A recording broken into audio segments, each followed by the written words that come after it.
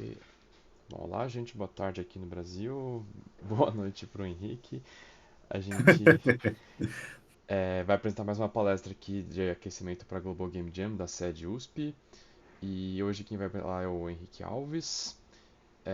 Eu conheci ele em outras Game Jams aí, junto com o pessoal do Gamux, né, que é lá da Unicamp. E aí eu vou deixar para ele se apresentar aqui. Pode ir. Boa. E aí, galera, beleza? Boa tarde aí pra todo mundo. Bom comecinho aí de Global Game Jam. Meu nome é Henrique. Como eu comentou, a gente se conheceu aí nas Game Jams e eventos aí que a gente organizou junto, né? O pessoal do Gamux, o pessoal da USP.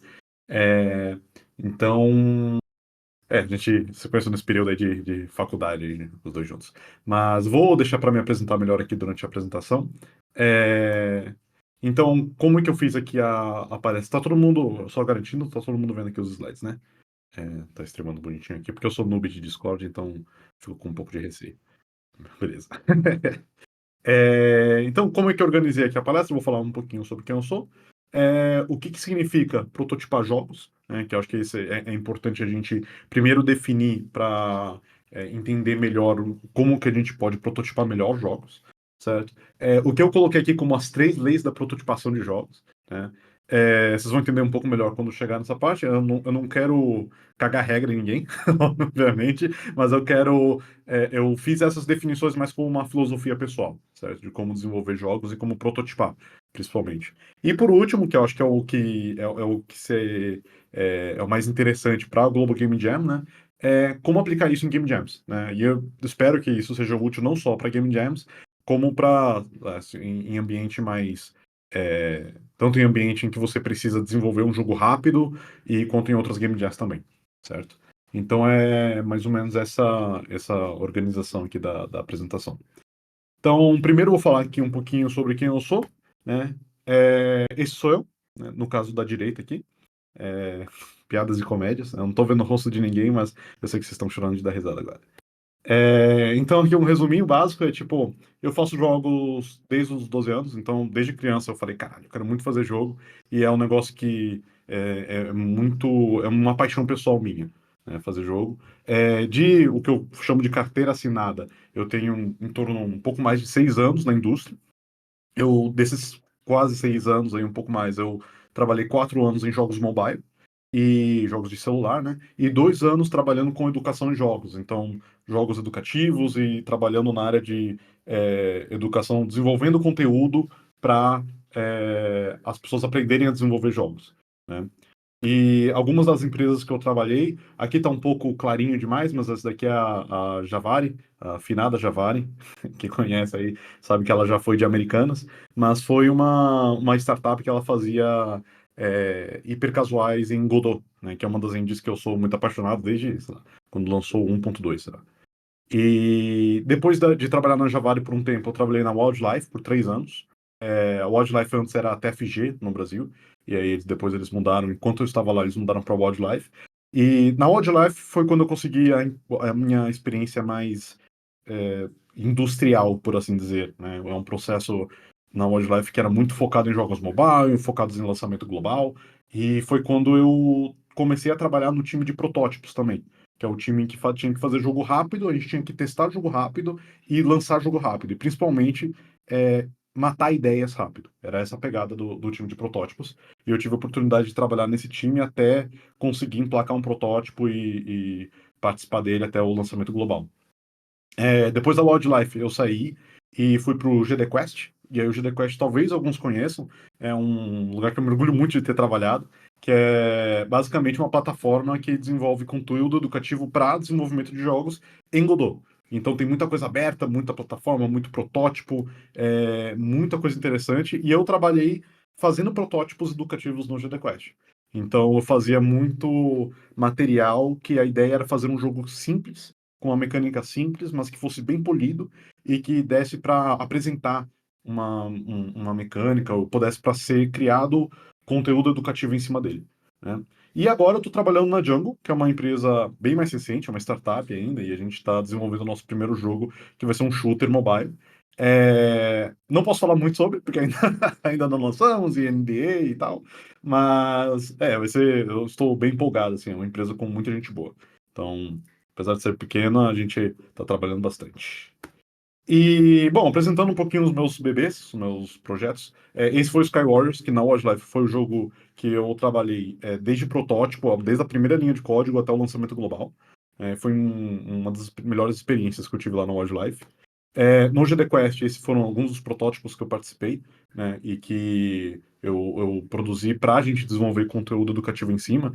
Inclusive esse da plataforma, a imagem da esquerda, é uma assim, alguns podem reconhecer como a fase do Mario 64, o Whomp's Fortress, e se vocês acham que é, porque é mesmo, eu copiei de lá. Mas virou, inclusive, tipo, acho que é uma das ilustrações da página principal do Godot, né? Então a gente ficou bem feliz com isso também. E esse daqui é um projeto pessoal meu também, que eu faço bastante coisa no itch.io. Acabou virando jogo de zine de jogos independentes, o Indie Apocalypse, lá no itch.io. E aí eu acabei fazendo essa pataquada aqui de fazer como se fosse uma página de propaganda do jogo para uma revista fictícia, né? E foi bem interessante também, foi um dos jogos que eu produzi, que eu ganhei uns trocados no itch.io, mas valeu bastante a pena. E por último, e eu acho que isso é até relevante para Global Game Jam, eu fiz esse site, que é o indiesdatabase.com, ele tem bastante acesso por dia, mas a ideia dele, inclusive eu acho que dá para eu mostrar aqui rapidinho, enginesdatabase.com. Aqui. A ideia do site é ser um database de engines, então você consegue filtrar aqui por, eu quero fazer um jogo quero uma engine que tenha um editor, que seja educacional, eu quero fazer uma que seja numa linguagem de programação específica, e aí tem aba de notícias também. Então é um site mais para vocês terem acesso fácil a várias ferramentas para desenvolvimento de jogos, né? Esse site ainda está em desenvolvimento, assim, tipo, ele já está pronto nível pô, você já consegue navegar, consegue ver as engines e tal, mas a ideia é que eu consiga expandir ele um pouco mais no futuro, né? Mas é isso, é uma ferramenta útil, assim, para quem estiver interessado, bastante gente usa ele para jams mesmo. E por que que eu tô falando tudo isso? Porque a última coisa que eu quero é que vocês realmente pensem que, pô, eu tô só falando aqui, cagando regra mesmo sobre como desenvolver jogo, né? A ideia que eu quero passar essas experiências que eu tive são a base é, da filosofia que hoje eu sigo de prototipação de jogos, certo? Eu não tô falando porque eu li isso em algum lugar, eu tô falando porque eu passei por muita experiência prototipando o jogo. Eu nunca encontrei nada muito definido sobre prototipação de jogos especificamente. Mas existe o que eu considero uma filosofia ideal, assim, algo que me ajudou muito para desenvolver jogo. No final das contas, a única coisa que eu acho que é regra em desenvolvimento de jogos se você não está curtindo o processo de desenvolvimento, você está fazendo algo errado. Essa é a única regra que eu acho que realmente é universal, sabe? Você tem que gostar do que você está fazendo, no final das contas. Fora isso, é filosofia e sabe, experiência pessoal. Então é isso que eu queria passar, sabe? Isso aí foi a minha bagagem que eu estou trazendo para vocês e que espero que possa ser útil. Então, primeiro vamos definir o que que é prototipar jogos, certo? E antes de definir isso, eu queria dar um passo atrás e pensar um pouco o por que que a gente precisa prototipar, certo? E a pergunta é quais são os riscos de desenvolvimento? Então, quais são os riscos é, ao se desenvolver um jogo que torna necessário a gente ter que prototipar alguma coisa, certo? Então, alguns dos riscos, por exemplo, é você descobrir que eu estou usando uma ferramenta aqui e, putz, não dá para fazer algo que eu achava que dava, certo? Então, isso é algo muito comum, como, por exemplo, e eu já vi isso muito em fóruns do Game Maker. Quem não conhece, Game Maker é uma engine de jogos que é muito boa para 2D. O Undertale foi feito em Game Maker, por exemplo, Hotline Miami também. Muitos jogos bons foram feitos em Game Maker, só que ele não é para 3D. Ele não foi feito para 3D. Então, sempre quando alguém tenta fazer um jogo 3D em Game Maker, acaba quebrando as pernas da pessoa, certo? Porque ela acaba descobrindo no meio do caminho que, putz, fazer um negócio vai dar muito trabalho. Então, esse é um exemplo de uma, um momento onde você poderia ter prototipado e ter solucionado essa pergunta, sabe? Respondido essa pergunta antes. Outro exemplo de um risco é não conseguir testar as mecânicas a tempo de ver que elas não funcionam, ou que elas estão desbalanceadas, ou que elas não funcionam bem em conjunto, sabe? Então é o caso clássico de, putz, fiz uma mecânica de pulo mais alto no meu jogo e descobri que eu posso pular através da geometria do meu cenário e cair no fim do mundo, sabe? Isso sempre acontece, principalmente em Game Jam, quando você está implementando alguma coisinha, aí você testa e, putz, quebra tudo, sabe? Então, esse é um dos riscos de desenvolvimento também. Mas o pior de todos os riscos é esse, é descobrir que o jogo é chato. E isso é algo que eu passei muito na Wildlife, principalmente no time de protótipos, né? Que, cara, você está fazendo um monte de protótipo para matar a ideia, porque você tem uma ideia na cabeça que fala, cara, essa ideia vai ser super legal. Aí você implementa ela e você vê que a ideia é chata, que o jogo não ficou legal, que o jogo, putz, jogando multiplayer não é bacana, ninguém gosta. Então, esse é o risco que é o mais complicado, é o mais difícil de prever. Você não consegue simplesmente colocar no papel e falar, essa ideia vai ser maravilhosa, sabe? E é o risco que, cara, é o mais afeta o durante o desenvolvimento. Então, e quando eu penso assim, quando eu gosto de falar de riscos, eu gosto de pensar nesse diagrama, né? O diagrama como é que existem três tipos de conhecimento, basicamente. As coisas que você sabe, as coisas que você sabe que você não sabe e o completo desconhecido, certo? As coisas que você sabe que você não sabe é, por exemplo, eu sou um cara que, putz, faço muito jogo 2D, certo? Faço muito jogo com física 2D e eu quero fazer um jogo agora 3D. Putz, eu não sei, eu nunca mexi muito com 3D, mas eu tenho uma métrica de comparação. Eu já fiz jogo plataforma 2D, então eu sei mais ou menos como deveria funcionar em 3D, mas eu nunca passei por aquilo. Então existe algo, as coisas que você sabe que você não sabe, certo? E o completo desconhecido é eu nunca ter mexido em um jogo online e querer fazer um MMO. Isso é o completo desconhecido. Você não sabe os riscos de, putz, escalar o servidor, e o que, que você vai ter que fazer com back-end, o que, que você vai ter que fazer para o jogo funcionar no cliente sem lag, etc. E esse é o mais perigoso, certo? Então, o que, que a gente quer fazer com prototipar o jogo? A gente quer expandir essa superfície aqui. A gente quer expandir o mais rápido possível para a gente conseguir encontrar as perguntas que a gente não saberia fazer. E a gente consegue, a partir disso, começar a medir melhor os riscos associados ao desenvolvimento daquele jogo, daquela ideia que a gente quer, certo? Então, é por isso que a gente quer prototipar jogo. Então, agora, conseguindo definir um pouco melhor, né? O que que significa prototipar um jogo? Então, prototipar um jogo significa responder perguntas de engenharia e design através de um produto jogável, a fim de diminuir riscos de desenvolvimento, certo? É isso. A gente quer diminuir riscos. É essa a finalidade de prototipar jogos, certo? E a gente quer fazer isso através de um produto jogável, porque no final das contas, nada supera você colocar algo na mão e jogar na mão para ver como é que é, sabe? Nada supera essa experiência. Tipo, você pode ter muita teoria de game design, mas se você não tiver aquilo na prática, fica muito complicado de você realmente saber se aquilo vai funcionar ou não, certo? Então, beleza. Tendo isso definido, as três leis de prototipação de jogos que eu defini para mim mesmo, e é essa a minha filosofia, de novo. Não estou aqui falando que isso aqui são as leis universais, mas são algo que, cara, na minha experiência, funcionam muito bem e eu uso muito em todo o processo de desenvolvimento que eu participo. Principalmente quando o jogo está no começo e quando eu estou em Game Jams também. Então, primeira lei, saiba as perguntas para obter as respostas. Então a gente acabou de falar de prototipação, que a gente quer responder perguntas e diminuir riscos de desenvolvimento, certo? Mas você só consegue obter respostas se você tem perguntas.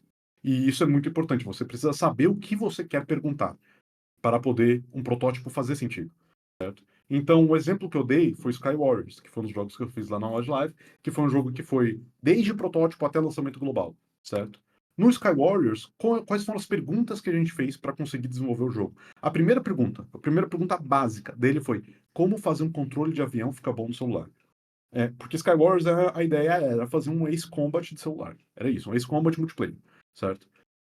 Cara, como que a gente vai fazer um controle de avião ficar legal no celular? Fica gostoso de jogar no celular. Porque Ace Combat já é meio complicado. Assim, quem já jogou Ace Combat sabe que, pô, é um jogo arcadezão, assim, é bem gostoso de jogar, mas não é trivial de passar isso pro celular. Então, a gente consegue fazer um controle legal do celular? Essa foi a primeira pergunta. Antes do jogo ser online, antes do jogo ter conteúdo, ter metagame, ter qualquer outra coisa, a gente parou tudo e foi responder essa pergunta. Foi tentar fazer um jogo básico de avião de celular com controle bacana. E a gente conseguiu. Bom, beleza, respondendo essa pergunta. Qual que é a próxima pergunta? Qual o melhor tipo de partida para um jogo online? Porque fazer um jogo online a gente sabe fazer. Lá na Wildlife a gente sabia, a galera era boa de fazer jogo online, mas, putz, um jogo online de avião, cara, como que a gente vai fazer uma partida que funcione, que fique legal? Porque as partidas online do Ace Combat, quem também, de novo, quem já jogou online do Ace Combat sabe, é uma fritação de dogfighting. Dogfight é o avião ficar dando piruleta no ar até conseguir acertar o outro. Não é tão divertido. E para um jogo mobile, a galera precisa engajar, precisa ser uma partida de no máximo 3 a 5 minutos. Então tinha várias regrinhas que a gente teve que estabelecer para falar assim, a gente precisa fazer o jogo funcionar nesses constraints, né? Nessas limitações de celular. Né? Então, qual que é a partida que a gente vai encontrar? Os objetivos. Né? Então, a gente fez essa pergunta.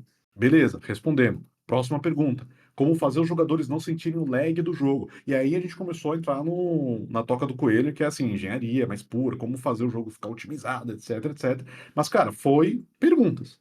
Sempre perguntas. Desde a fase de protótipo até o lançamento global, a gente foi estabelecendo essas perguntas e foi respondendo cada uma delas para ir para o próximo passo, ou pivotar, ou falar assim, beleza, não dá para fazer isso, vamos fazer de outro jeito, certo? E é isso que a gente foi respondendo durante o desenvolvimento do jogo. Beleza, então, lei número 2 agora.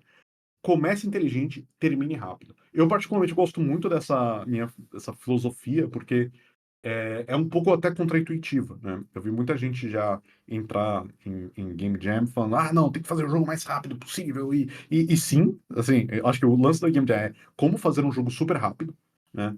Só que fazer rápido 100% do tempo não significa que você vai conseguir economizar tempo. E isso que é o grande lance.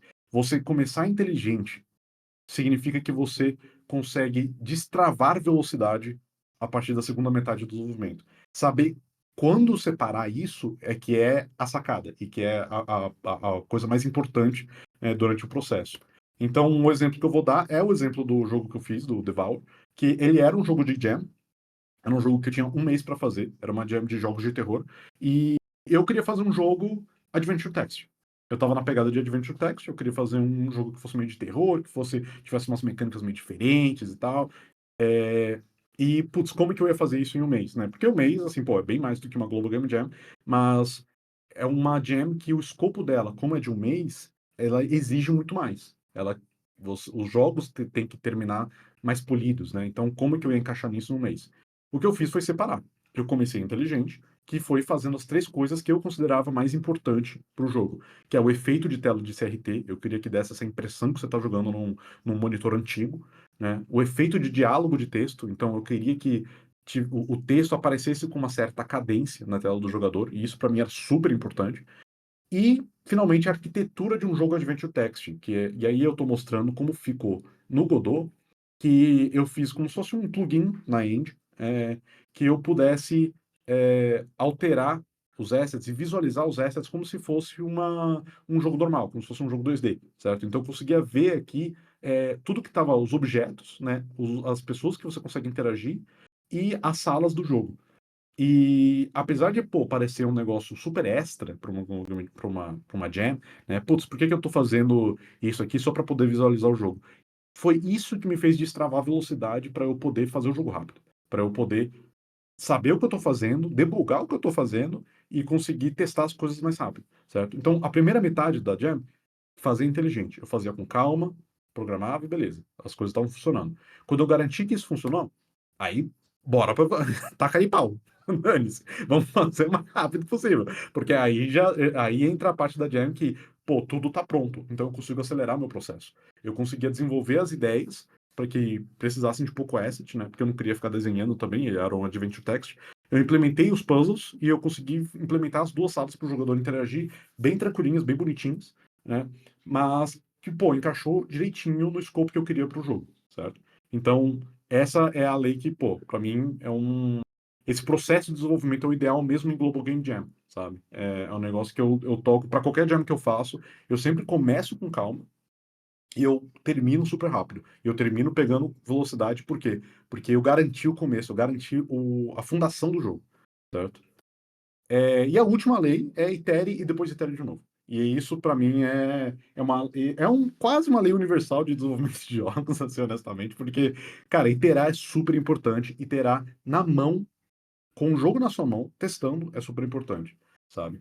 E a ponto de, assim, você ter que desenvolver jeitos de iterar mais rápido, sabe? Se o jogo tá demorando muito para eu conseguir colocar no celular e conseguir testar o jogo na mão, tem alguma coisa errada, sabe? Eu preciso fazer esse processo se tornar rápido, porque eu preciso iterar várias vezes. Então, o exemplo que eu queria dar é também um exemplo que eu já dei, que é o do protótipo do GT Quest, que é o jogo plataforma que a gente fez, né? A ideia era fazer um jogo plataforma 3D que fosse parecido com o Mario 64. É isso. Mecânicas de pulo básicas, que tivesse plataformas em movimento, que eu conseguisse segurar na borda da plataforma, esse tipo de coisa. O jogo começou aqui. Eu tinha um sandbox, certo? Eu não tinha um level. Eu falei assim, Dani, eu não vou pensar no level, eu quero pensar no básico. Eu quero pensar o que eu quero que o personagem faça, certo? Então eu tinha esse mundo aí todo acinzentado, eu tinha um levelzinho básico, eu tinha uma plataforma girando e eu queria fazer as coisas funcionar. E aqui você vê que tá cagado. Não está funcionando. Justamente foi um level sandbox que eu falei, tá, eu preciso testar rápido para eu conseguir consertar isso, certo? E aí, à medida que a gente foi testando e foi iterando, eu consegui consertar a feature até a gente começar realmente a surgir um jogo bacana, certo? E comecei a validar a ideia que falar, pô, beleza, dá para fazer um jogo bem bonitinho, bem polido, né? A partir disso, a gente foi iterando cada vez mais, né? Aí já chegou um nível onde a gente já estava começando a montar o level, e aí a gente queria uma câmera bonitinha. Então, essa aqui é a região da câmera que ela vai se movimentar, que ela vai ficar um pouco mais de lado do personagem, sabe? Esse tipo de coisa que a gente foi iterando. E até chegar aí a versão final, que é toda bonitinha, toda cheirosa. E, finalmente, como aplicar isso em Game Jams, que acho que é o importante aqui para vocês, né?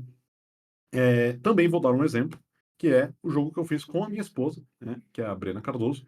E a gente fez esse jogo para uma jam finlandesa e brasileira, na verdade, né? Porque a gente está morando aqui na Finlândia hoje. E foi uma jam bem interessante, inclusive. Mas a ideia do jogo é que você é esse personagemzinho aqui, né? Você tem um cenário para explorar e você vai coletando cartas, né? Você pode ler essas cartas estão na língua que você não selecionou. Então, se você selecionou português, as cartas vão estar em finlandês. E você consegue escrever também cartas para os outros jogadores. Então, é um jogo claramente inspirado em Dark Souls, vocês podem ver aqui pela arte. Mas, assim, essa mecânica, assíncrona de mensagens, né? A gente queria ter essa brincadeira de comunicação, porque como a gente está na Finlândia, a gente. Cara, finlandês é difícil pra caramba, é uma língua extremamente complicada, a gente está tentando aprender, mas a gente quer tentar se comunicar com as outras pessoas. E esse jogo é essa brincadeira de tentar falar numa língua que não é a sua, né? Tentar ler coisas numa língua que não é a sua de pessoas que estão querendo te ajudar. Então, é essa brincadeira de multiplayer assíncrono que a gente fez. E a gente tinha basicamente um final de semana para fazer, né? Então, como que ia fazer? Deixa eu ver se eu consigo. Aqui, beleza. Então, qual foi a principal pergunta que eu queria responder com esse jogo? É possível fazer um jogo online assíncrono no browser? Porque eu nunca tinha feito. A real é essa. Eu já fiz bastante jogo multiplayer, mais com o servidor autoritativo e mais no contexto de empresa. Mas fazer um jogo rápido que funcionasse assim no browser, eu nunca tinha feito antes. Eu falei, putz, como que eu faço isso de um jeito bacana? Como que eu consigo fazer isso? Então, antes de ter um jogo, essa foi a primeira coisa que eu fiz. Foi tentar produzir um servidorzinho que funcionasse do jeito que eu precisava, certo? Então, algumas coisas que eu descobri, por exemplo, pô, o itch.io ele precisa de um domínio. Eu precisava comprar um domínio para eu poder fazer o jogo funcionar com o meu servidor, né? E aí eu tive que ir lá usar meu domínio online para upar o servidor e etc. Outro problema que eu falei, putz, banco de dados. Aí eu descobri que não precisava de banco de dados, eu podia tudo escrever num arquivo local e do servidor, né? E estaria tudo funcionando, sabe? Então, a partir dessa pergunta, eu fui descobrindo o que eu precisava, fui desenvolvendo o servidor e falei, beleza, validei a ideia. Isso funciona.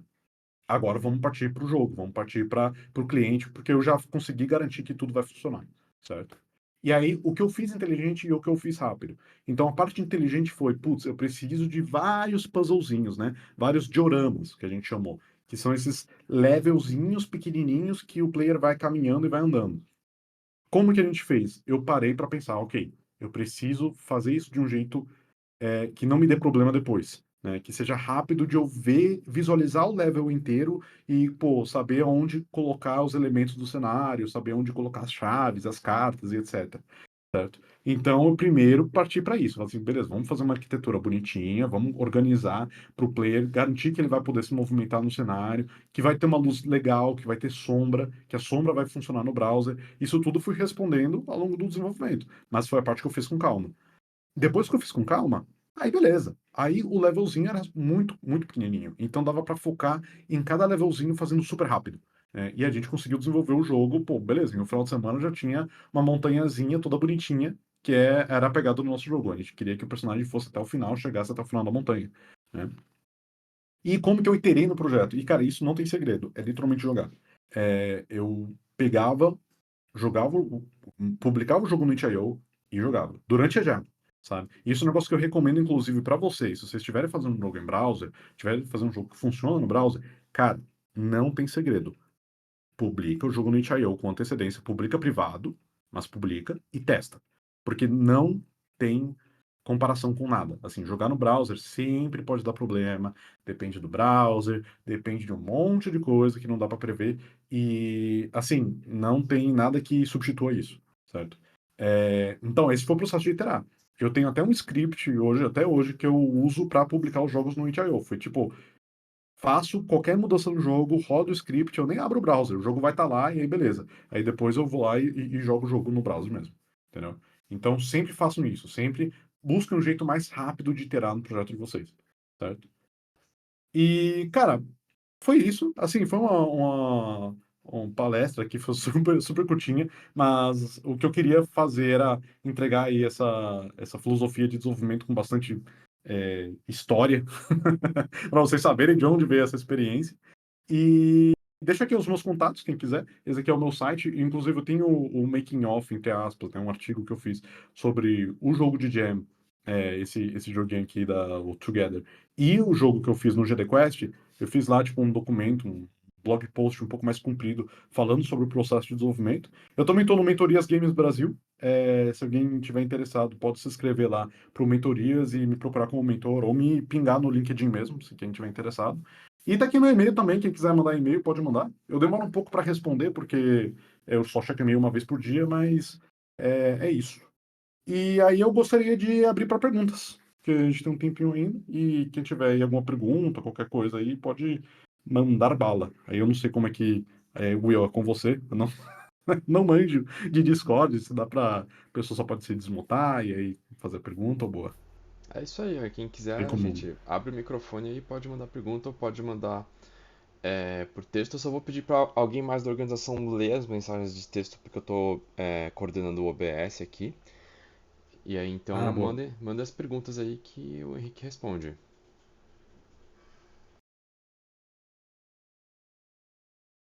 Eu queria perguntar um pouco sobre o, o overhead de você ter que aprender ferramentas novas. Então, na parte que você Uhum. falou sobre como acelerar o processo de desenvolvimento, você falou que primeiro tem uma etapa inicial de você definir o que que é fundamental, né? O que que você precisa, é, que Uhum. vai ser a estrutura básica. E que depois que isso tiver implementado, o resto é mais fácil de fazer e sai mais rápido. Isso. Mas como que você lida com isso quando você está ou usando uma ferramenta nova ou implementando uma coisa que você nunca implementou antes, então você não tem certeza do que você precisa implementar para sua fundação, ou você sabe, mas você não sabe quais são as particularidades da ferramenta e se tem alguma coisa específica que você precisa fazer ou não. Aí queria Uhum. perguntar o que você tem a dizer sobre isso, porque pelo menos isso foi algo que eu senti como game dev, que eu só realmente consegui fazer fundações mais fortes, assim, que realmente me ajudassem depois que eu já tinha desenvolvido, tipo, coisas semelhantes, assim. Então, as primeiras vezes que Perfeito. eu fiz, tanto usando ferramentas quanto implementando uma mecânica específica, a fundação não era meio frágil, assim, não era, sabe, uma coisa tão Aham. eficiente. E aí queria saber o que você tinha para falar sobre isso. Cara, é boa pergunta. Eu acho que entra muito na teoria de conhecimento aqui que eu falei. Vou até voltar, porque eu gosto muito desse diagrama. Que é isso, né? Usar uma ferramenta nova significa, por exemplo, eu não uso Unreal, certo? No meu dia a dia, no meu trabalho eu uso Unity, já usei bastante Godot, mas Unreal é, putz, desconhecido para mim, né? Então tem muita coisa que, cara, é o total desconhecido. não sei fazer as coisas naquela ferramenta específica, né? Com o tempo, você aprende a fazer as perguntas certas. E eu acho que esse é todo o lance de você ganhar experiência e apanhar, como um desenvolvimento de um desenvolvedor de jogos mesmo, que é, putz, eu posso não saber fazer o que eu tô pensando na Unreal, porque eu nunca usei Unreal, mas eu sei fazer a pergunta certa para me destravar, sabe? Porque, pô, bastante gente usa Unreal, então eu consigo encontrar pelo menos material sobre isso, né? Fazer, por exemplo, coisa online, fazer um jogo online, fazer uma request, fazer um multiplayer, etc. Pelo menos eu sei fazer as perguntas para poder me desbloquear com relação a isso. Mas quando você está ganhando experiência, cara, é uma questão de risco. É uma questão de você é, entender que esse projeto tem riscos associados, porque você tem uma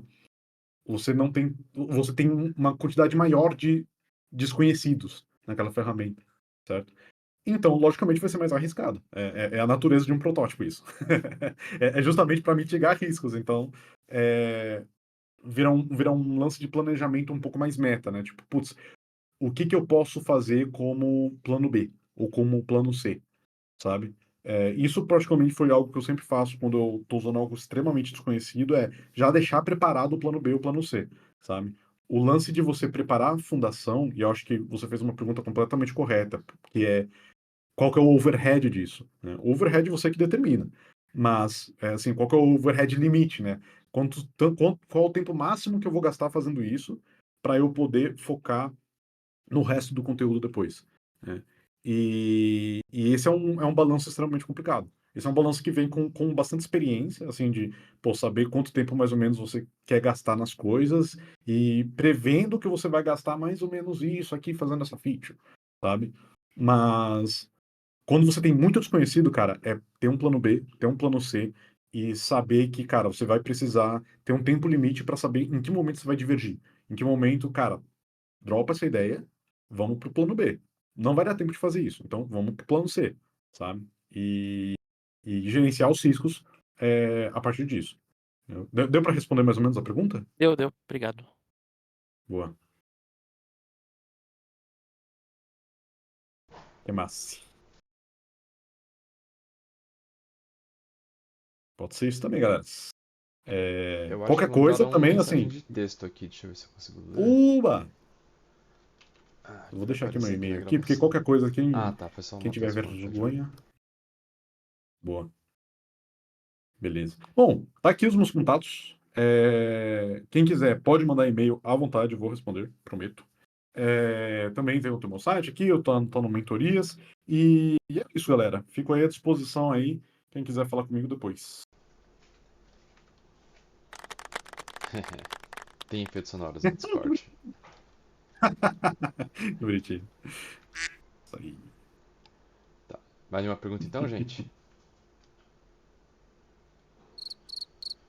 Pô, meu. Tá bom. Eu queria perguntar uma coisa, mas Beleza. aí eu vou esperar você encerrar a gravação.